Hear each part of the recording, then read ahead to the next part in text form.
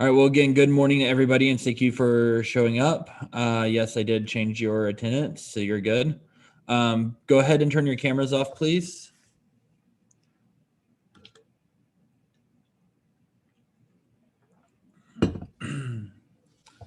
All right. So, for the most part, most people did pretty well on the quiz yesterday. I did, as you probably saw, grade it. And most of you did a good job with, as far as your class, I had kind of messed up. Not everyone was able to do the screenshots right away. Some of you went back and fixed it, so I appreciate that. Some of you sent me remind messages um, indicating that you guys did watch it. Most people did pretty well. Sorry, there we go. All right, so Ruel is here now, so I'll go ahead and change his attendance. Okay, so we've read Act 1 all the way through now. So we've done scenes 1, 2, and 3. Remember, scene 1 was with Flavius and Morellus, and it was them being upset with the Roman people for basically betraying Pompey and immediately just going with the flow as far as whoever's in charge. The second scene was Cassius talking with Brutus about how Brutus is just as good as Caesar, and he's kind of getting a feel for where Caesar or where Brutus is as far as how he feels about Caesar. Caesar's also approached by the soothsayer and is told to beware the Ides of March.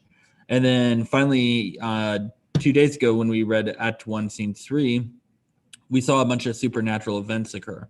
So we saw the slave with his left arm on fire that remained unscorched, so it didn't burn.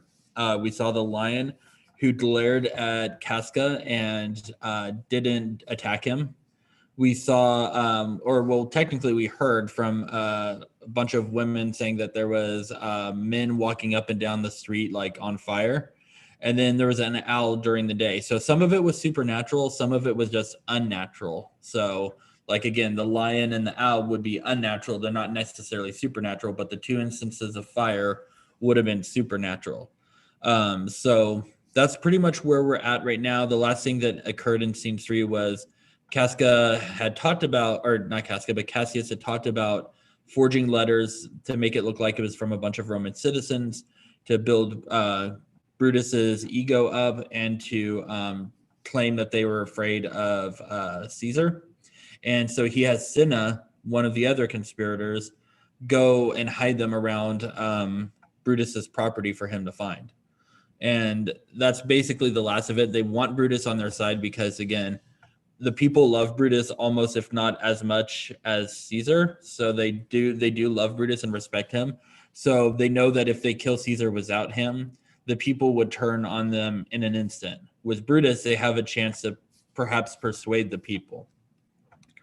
And that's pretty much where we're at. So today, like I told you, is going to be a movie day. So there will be a discussion after the movie that you're going to have to do on Canvas. So we will be watching Act 1 together right now. See, Aaliyah is here. So let me change her attendance. Thank you, Aaliyah. So just as we watch the movie, again, be present. Obviously, we're not watching the whole movie. We're just watching Act 1. So we'll be watching, and it's not all, I believe it's a little out of order in Act 1, if I'm not mistaken, was Act 2 or Scene 2 and Scene 3 a little bit, but that's okay. But I'm going to go ahead and change my screen so that way we can watch it.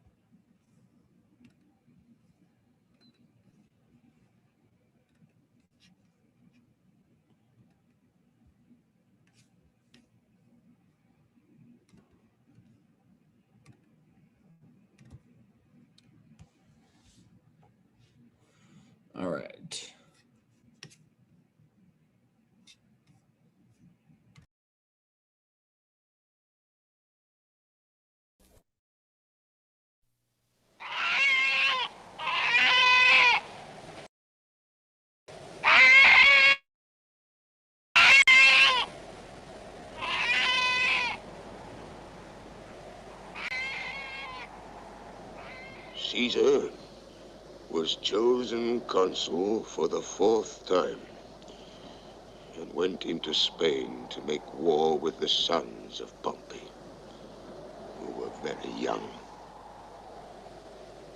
The greatest battle fought between them in this civil war was here, at Munda. And they put Caesar himself in great danger of his life. He slew 30,000 of them in the field and lost of his own men 1,000 of the best he had.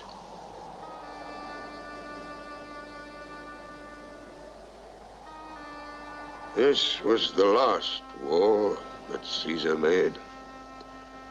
And on his return to Rome, the people named him Perpetual Dictator. Hail Caesar! Hail Caesar! Hail Caesar! Caesar! Caesar!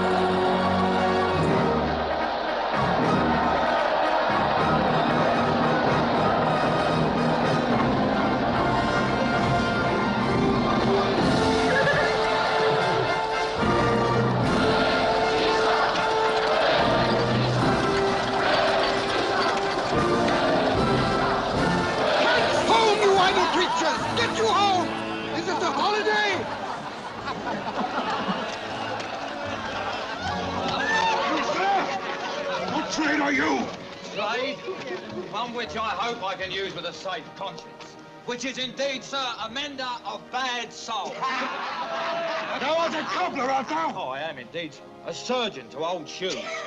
And when they be in great danger, I recover them. But wherefore art not in thy shop today?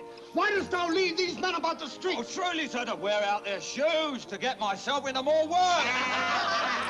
But indeed, sir, we make a holiday to see Caesar, and we rejoice at his triumph.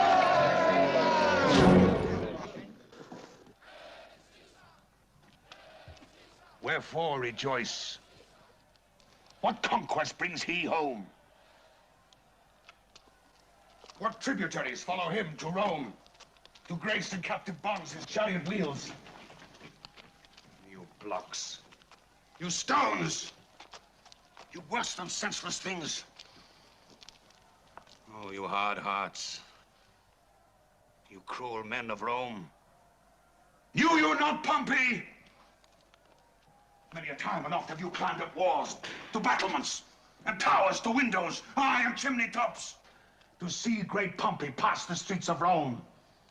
And do you now call out to holiday?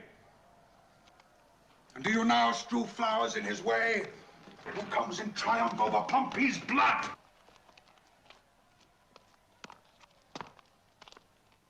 Be gone. Run to your houses.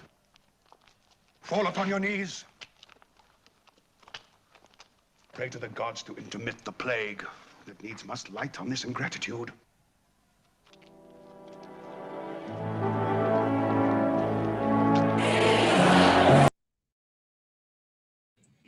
Okay, so that was obviously that was Flavius Amarellus, as some of you said. So thank you for those of you who responded.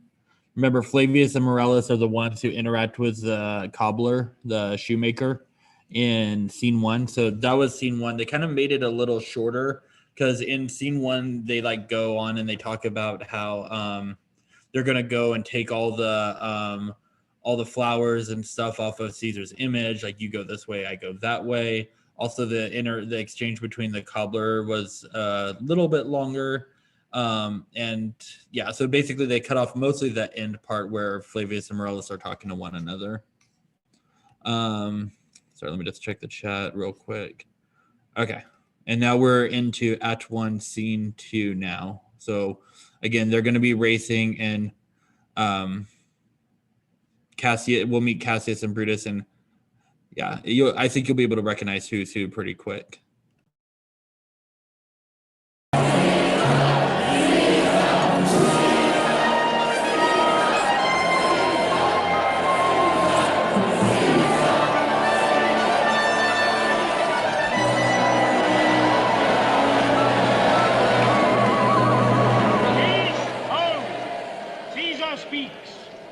Calpurnia, here, my lord. stand you directly in Antonius' way when he doth run his course. Antonius, Caesar, my lord. forget not in your speed, Antonius, to touch Calpurnia. For our elders say, the barren touch it in this holy chase, shake off their sterile curse. I shall remember. When Caesar says do this, it is performed. Set on and leave no ceremony out.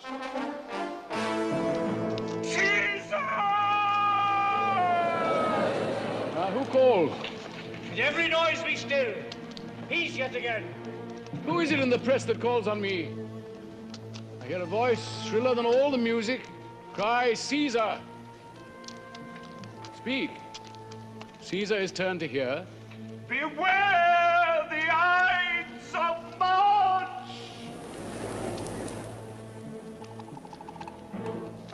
Beware the Ides of March! What man is that? A soothsayer bids you beware the Ides of March. Set him before me. Let me see his face. Fellow, come from the throng. Look upon Caesar. What sayest thou to me now? Speak once again. Beware the Ides of March.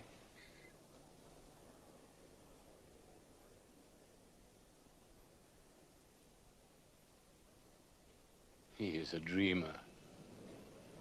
Let us leave him. Pass.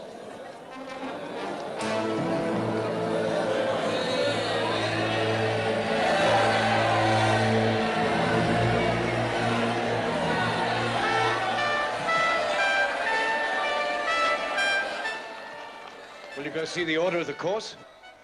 Not I. I pray you do. I am not gamesome. I do lack some of that quick spirit that is in Antony.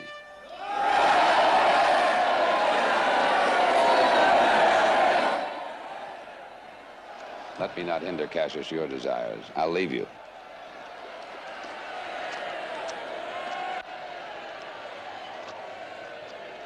Brutus, I do observe you now of late.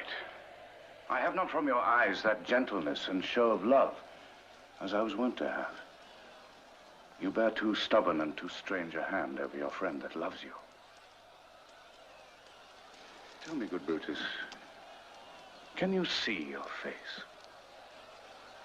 No, Cassius, for the eye sees not itself, but by reflection. I have heard where many of the best respect in Rome, except immortal Caesar, speaking of Brutus and groaning underneath this age's yoke, have wished that noble Brutus had his eyes. Into what dangers would you lead me, Cassius, that you would have me seek into myself for that which is not in me? What means this shouting? I do fear the people choose Caesar for their king. Aye. Do you fear it? Then must I think you would not have it so? I would not, Cassius. Yet I love him well.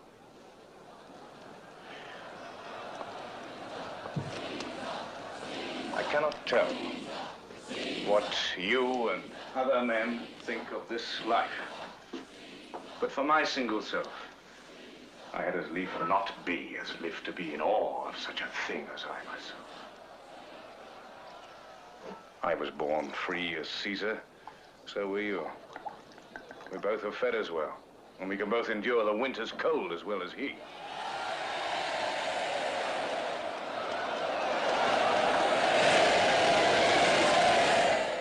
And this man is now become a god. And Cassius is a wretched creature that must bend his body if Caesar carelessly but not on him.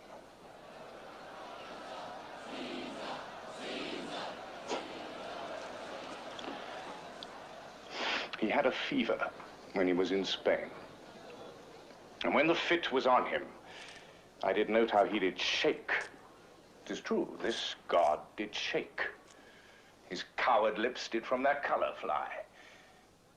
Aye, and that tongue of his that bade the Romans mark him and write his speeches in their books. Alas, it cried, "Give me some drink, Titinius," as a sick girl. Gods, it doth amaze me. A man of such a feeble temper should so get the start of the majestic world and bear the palm alone. Another general shout. I do believe that these applauses are for some new honors that are heaped on Caesar. My man, he doth bestride the narrow world like a colossus. And we, petty men, walk under his huge legs and peep about to find ourselves dishonorable graves.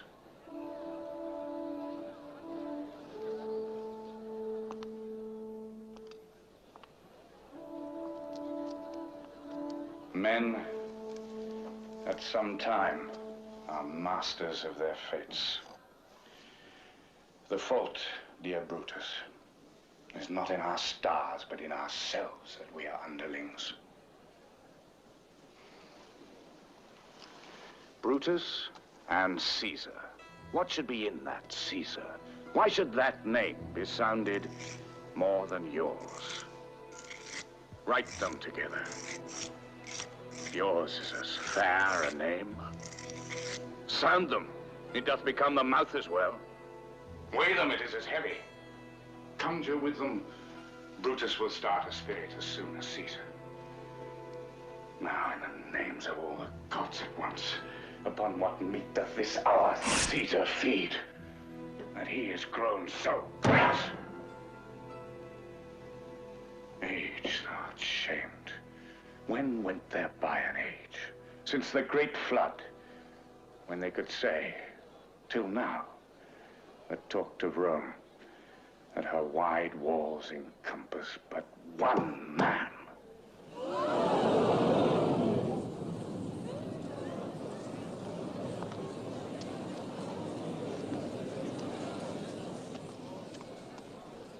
What you have said I will consider.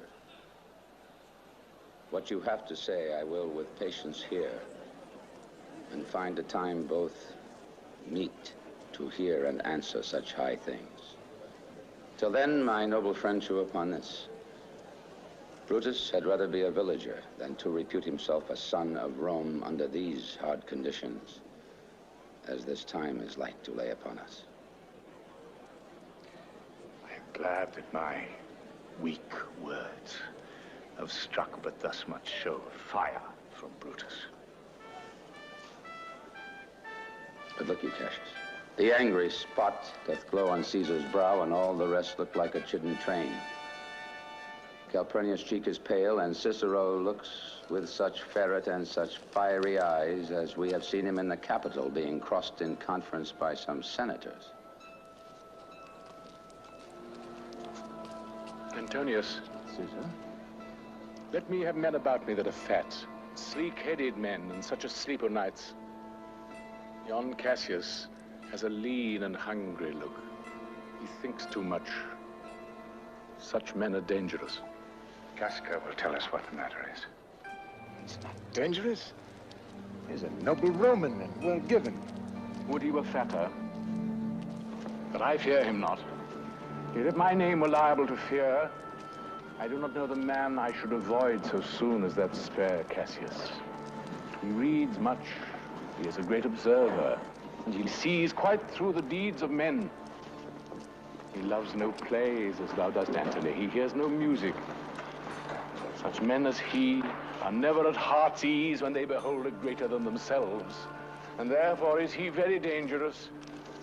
I rather tell thee what is to be feared than what I fear, for always I am Caesar. Come on my right hand, for this ear is deaf, and tell me truly what thou thinkst of him. Casca. Would you speak with me? Aye, Casca. Tell us what has chanced today that Caesar seems so sad. Why, there was a crown offered him. And being offered him, he put it by with the back of his hand. Thus. What was the second noise for? Why, for that too. They shouted thrice. What was the last cry for? Why, for that too. Was the crown offered him thrice? Aye, merry was it. And he put it by thrice. Every time, gentler than other. And at every putting by, mine honest neighbors shouted. Who offered him the crown? Why, Antony. Tell us the manner of it, gentle Casca. I can as well be hanged as tell the manner of it. It was mere foolery, I did not mark it. I saw Mark Antony offered him a crown. Yet 'twas not a crown neither, 'twas one of these coronets. And as I told you, he put it by once. But for all that, to my thinking, he would fain have had it. And then he offered it to him again, and he put it by again. But to my thinking, he was very loath to lay his fingers off it. And then he offered it the third time. He put it the third time by, and still, as he refused it, the rabblemen hooted and clapped their chopped hands and threw up their sweaty nightcaps and uttered such a deal of stinking breath because Caesar refused the crown that it had almost choked Caesar. For he swooned and fell down at it. Consult, I pray you. What, did Caesar swoon? He fell down in the marketplace and foamed at mouth and was speechless. 'Tis very like. He hath the falling sickness. Caesar hath it not. But you and I, an honest Casca, we have the falling sickness. I know not what you mean by that. But before he fell down, when he perceived the common herd was glad he refused the crown, he offered them his throat to cut. And so he fell. And 3 or 4 wenches where I stood cried, "Alas, good soul," and forgave him with all their hearts. There's no heed to be taken of them. If Caesar had stabbed their mothers, they would have done no less. And after that, he came thus sad away? Aye. Did Cicero say anything? Aye, he spoke Greek. Huh? To what effect? It was Greek to me. I could tell you more news, too. Morellus and Palladius, for tearing scarves off Caesar's images, are put to silence. Very well. Ah, there was more foolery yet. If I could remember it. Will you sup with me tonight, Casca? No, I'm promised forth. Will you dine with me tomorrow? Aye, if I be alive and your mind hold and your dinner worth the eating. Good. I will expect you. Do so. Farewell. Both. Till then, think of the world.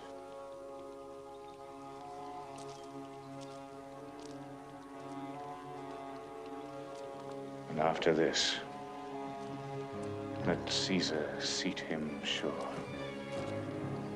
or we will shake him. Or worse days endure.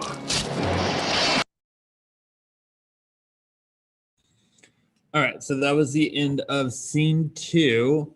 So is watching it helping you at all, like with your general understanding or anything like that? Is there anything that I can do to maybe clear things up if we're still confused about what's going on? Like I said, I know a lot of you have like your little hangups with Caesar. So I just want to make sure that like watching it after reading it, you know, hopefully that helps you. And that's why I do it. But like I said, if there is anything that you're still kind of confused about, like plot wise, what's going on, let me know and I can answer you. Even if you put it in the chat. But so yeah, that was the end of scene 2. So obviously, just like in the story, we didn't actually see him fall, but Casca tells us of how he fell down. Yeah, Caesar is the white-haired one with like the purple kind of sash on him. Antony is the one who is like half naked, which, I mean, kudos to the directors for making some clothes on them, because technically if they were going to be accurate, the runners would have been completely nude. So let's all be thankful that was not the case. Yeah, so anyways, Caesar is the white-haired dude. Brutus is also white-haired in this. And then Cassius is like the kind of looks like a traditional villain almost with his little goatee. But yeah, I know some of the language can be kind of difficult. And I was actually watching something which I will be showing you probably next week. There's this really interesting thing about how so even though it's modern English, it's technically early modern English, and there's these experts who have traditional versions of the play at the Globe Theatre in England, because they rebuilt the Globe Theatre in England to like hold plays there, and they like do the play in the accent that would have been closest to Shakespeare's time. So it doesn't sound like how they sound right now. It actually almost sounds more Irish, which, like I said, once we get to the part in Caesar, there's a reading of it in the original like Shakespearean accent, which sounds completely different than what we're used to. So I'll show it to you guys it'll probably be in a couple weeks, because it'll be a while before we get to that part. But anyways, like I said, if you get confused, just put in the chat and I will try to help you figure it out. So here we go. Act 1, Scene 3.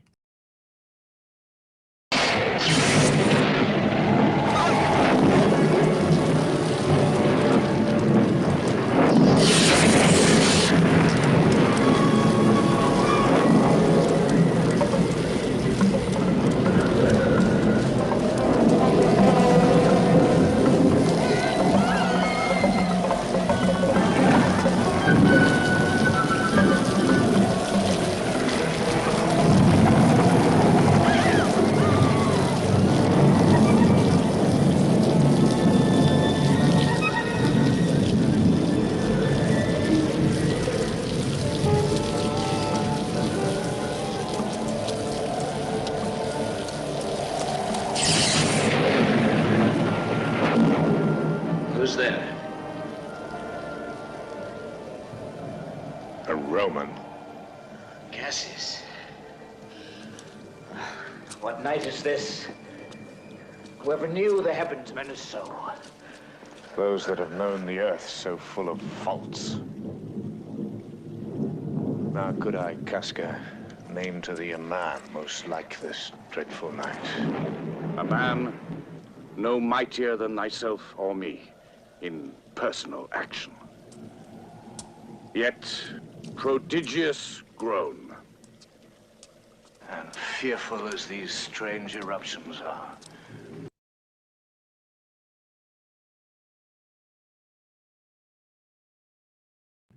I'm wanting to pause it really quick, and Ryan, to answer your question, technically there are closed captions, but I've done it before. I could try it, but it's not always super accurate.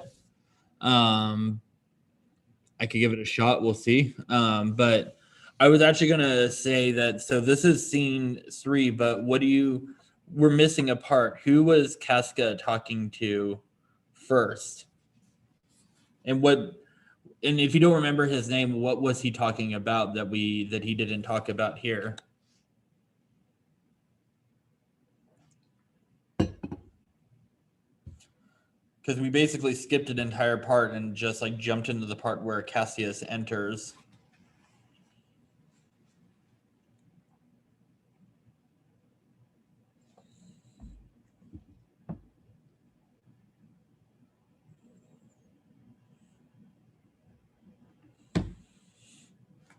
Don't all type at once.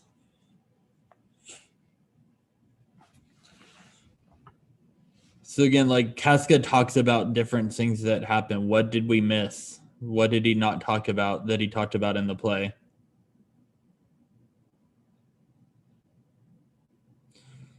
Okay, thank you.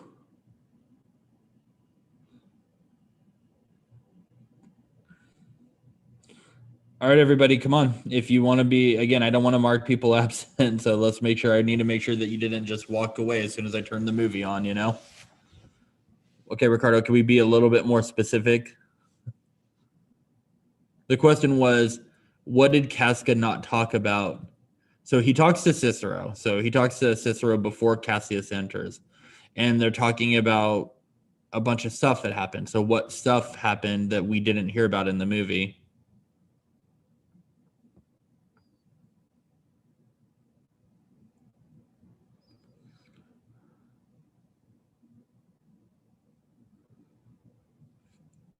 Remember, it was a dark and stormy night, and then a bunch of things happened that he described. What things did he describe happening to Cicero before Cassius showed up?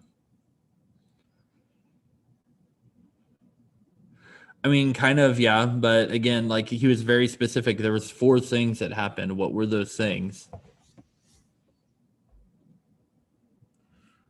Thank you, Chloe. Yes, Kathleen, thank you. Alexander, thank you. Camilla, thank you. Yes. Okay, now you guys are getting where I'm going now. So again, yeah, all the supernatural stuff that occurred, right? So he talked about the slave's hand being on fire but not burning. He talked about the lion, again, glaring at him. He talked about all those things in the play, but Cicero wasn't even in the scene. It just like lightning flashed, and then all of a sudden Cassius was there. So we skipped that part. And I'm not sure why the director chose to like ignore that part. Maybe he was trying to, maybe he was worried that people would be like annoyed with like the kind of like religious aspect of it, or like the non-Christian aspect of it. Because again, this was made in like the 70s. So again, things were a little bit more conservative in movies as far as that goes. And when I say conservative, I don't mean like politically conservative. I mean like morally conservative as far as like what they're showing. But anyways, so yeah, so we skipped that whole part. So anyway, I just wanted to point out that that's one thing that was changed from the play to the movie, is that we didn't get Casca and Cicero talking about all the crazy occurrences that happened. So let's go ahead, and it could have been that too. I mean, I think now, like with CGI and stuff, they could have made it look really cool, but yeah, and there's some really bad special effects that will occur later. So yeah, be prepared for that. We won't see it today, but we'll see it the next time we watch the video in a couple weeks.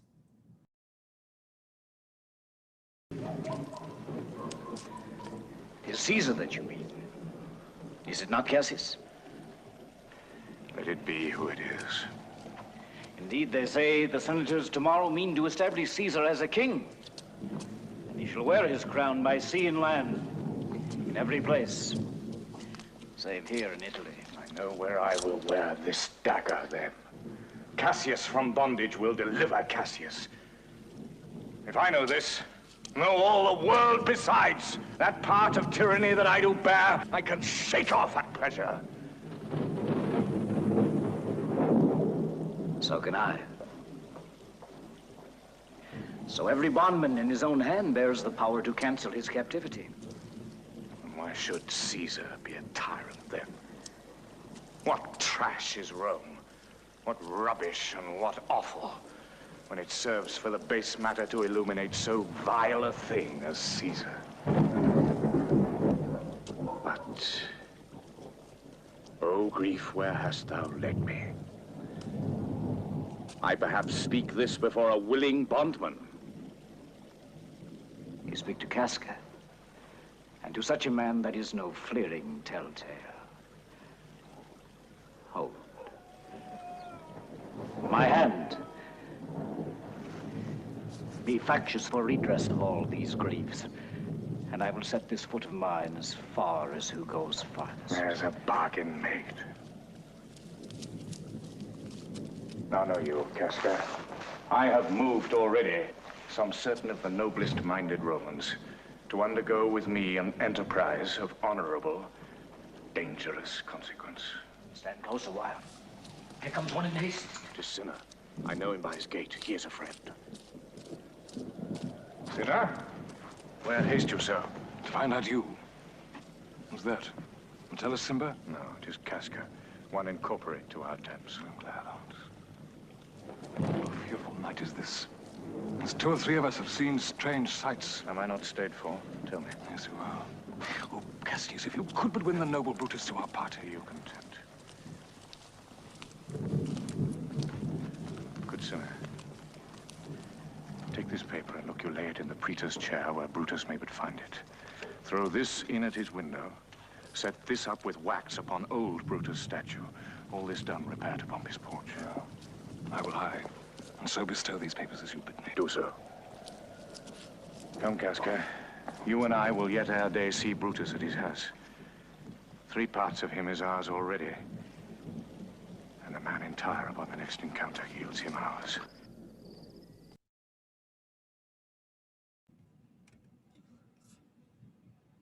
All right, so that was the end of Act 1.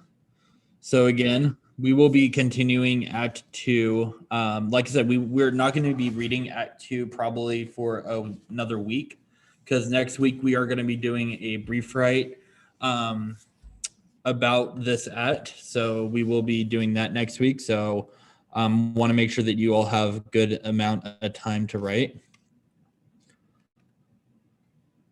So are there any questions so far about the play before we move on to what we're actually doing today? Anything that I can clear up or make less confusing? Sometimes I have a tendency to make things more confusing, so I could do that too if you want.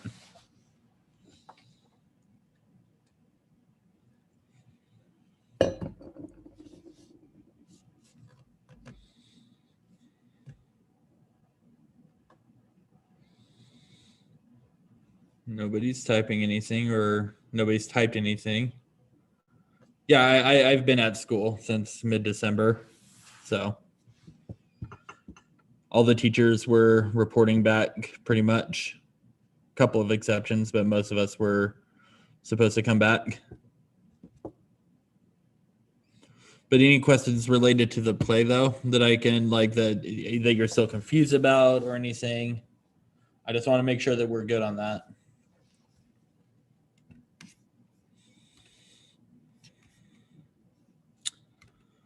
Okay, well, then we are going to move on. If there are no other questions about the movie or the play or whatever. Well, Joanna, let me make sure that I fix that and make sure that you guys are all extra confused. So, all right, here we go.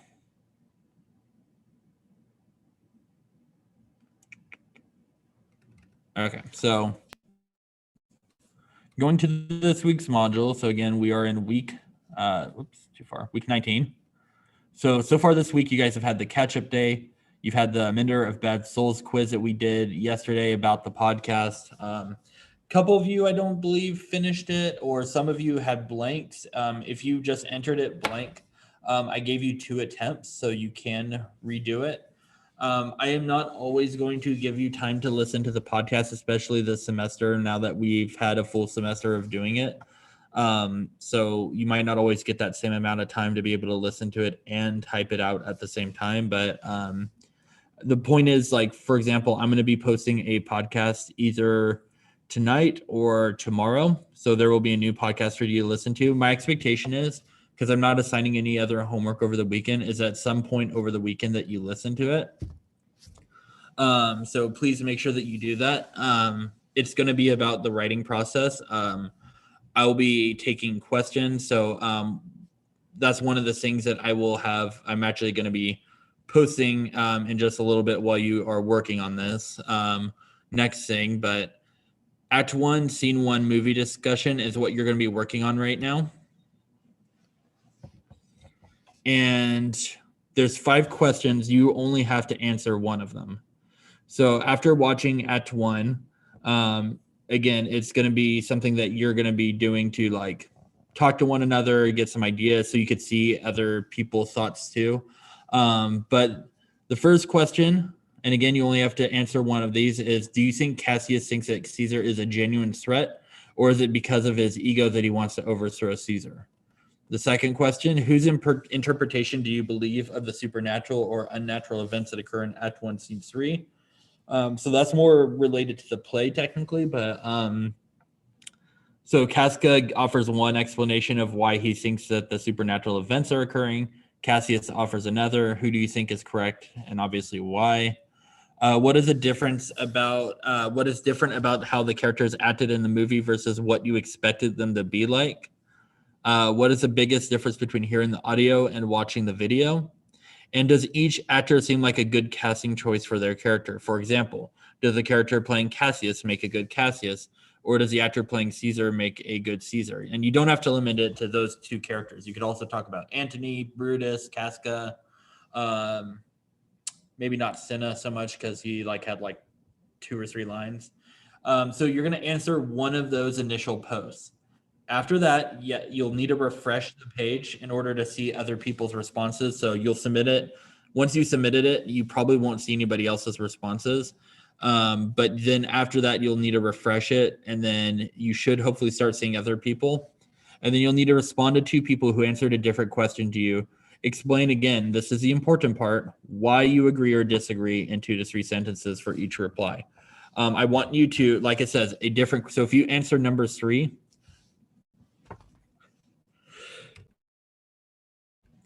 sorry, had to sneeze there. So if you answered number 3, don't respond to people who answered number 3, and respond to somebody who answered number 2 or number 4 or 5, 1. But that's what you're going to do. So remember, in order to do this, especially for my new people, you just click on reply.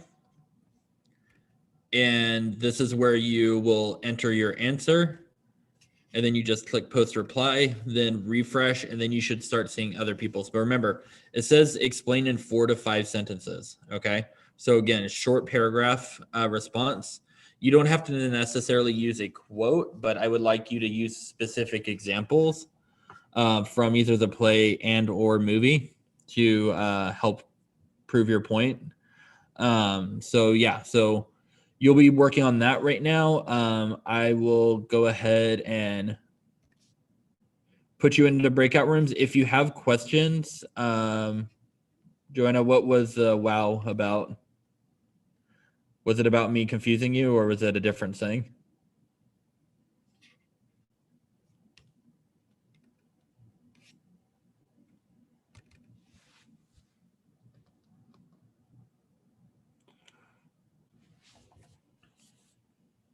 Oh, okay. Just making sure. Yeah, something like that. Okay, so I'm going to go ahead and put you in breakout rooms. You're going to work on the discussion. Again, choose one of the questions, 4 to 5 sentences. Once you're done with that, you're going to reply to 2 other people. Okay. And then right before class ends, the last 5 or 10 minutes, the breakout room, I will close the breakout rooms and I will explain what I need from you guys, because I am going to be recording the podcast, but I would like some questions from you. So I'll go over that when you are done.